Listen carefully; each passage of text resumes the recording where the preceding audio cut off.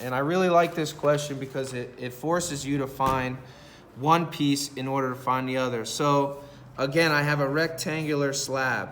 They're telling me that the perimeter is 56. So a lot of times I like putting the perimeter and the area in the rectangle so I know what it is. This question can be solved in other ways, but the quickest way is just by simply putting your answer choices. So what is the length of the longer side?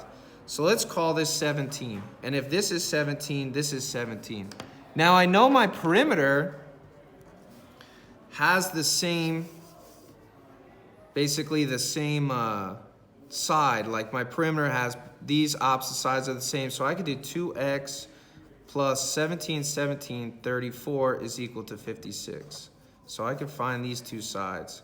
Subtract 34, and I get 2x is equal to 22, divide by 2, x is equal to 11. Now if x is equal to 11, and this is good because all these sides match up, and I do 17 times 11, I get 187.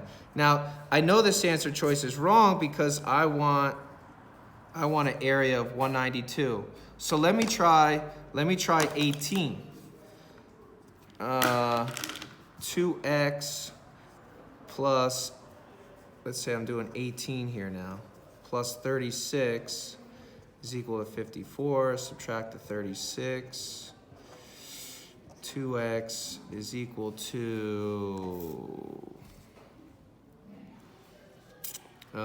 54 minus 30 is 24. What does that give me? 18? Is that right? Am I good there? I don't know. Let me check. I feel like I lost my train of thought here. 18 times 2. Yeah, subtract that from 54. And we have 18 divided by 2 divided by 2. So if my length is 18, that means my width is 9. Watch what happens here. 18 times 9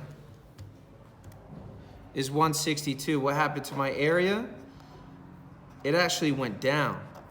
So I understand as my length goes up, my width is going down. So I probably want to take a look at this 16 here because it's going to force the area to go in the other direction. Let me explain that again.